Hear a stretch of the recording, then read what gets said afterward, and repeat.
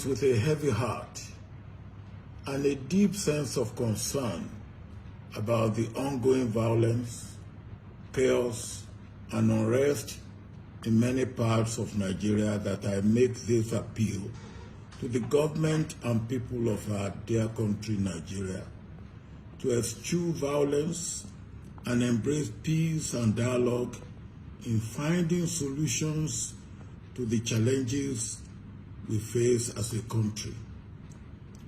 I particularly appeal to President Muhammadu Buhari in his capacities as President of Nigeria, Commander-in-Chief of the Armed Forces, and as a parent of youth like the ones who have in the last week or so come out in peaceful protest against police brutality and for improvement in their lives and their living conditions, to restrain the military and other security agencies from using brute force as a way of ending the crisis.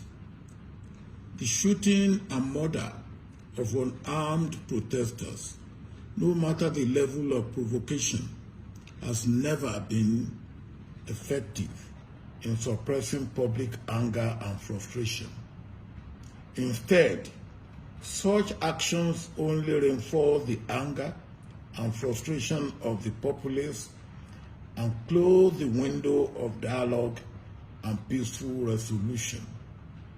It is clear that Mr. President and his lieutenants did not exhaust the opportunities for dialogue with the protesters before resorting to use of force. It is worse that there is denial of wrongdoing in spite of overwhelming visual evidence. Great harm has now been done, but it can be stopped before it completely spirals out of control. We are at a critical moment in this crisis, and Mr. President must act now before it is too late. This time demands leadership and mature leadership as such. Most of the demands of the protesting youth, which Governor Babajide Sanwo-Olu of Lagos State swiftly took to the President, are not unreasonable and can be met without anyone's political interest or ambition being threatened. It is imperative that leaders at all levels, starting with Mr. President, must demonstrate meekness, humanity, humaneness, and sincerity in meeting the legitimate demands of the protesters and ensuring that justice is served where it must be served.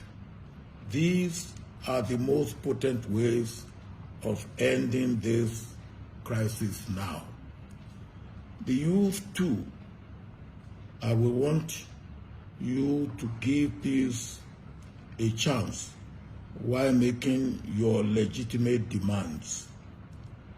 You must be mindful of miscreants who will infiltrate your ranks and give the protests a bad name, only so that trigger-happy forces will kill you. The destruction and looting of public and private properties will only hurt all of us and set us back.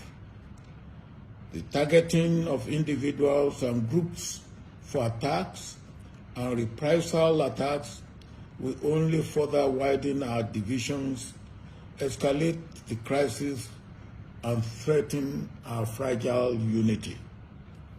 This is yet another moment when our nation is on the edge of a cliff. Our individual and collective actions now and in the next few days will determine where we will go as a nation. May God help us in taking the right steps in the right directions.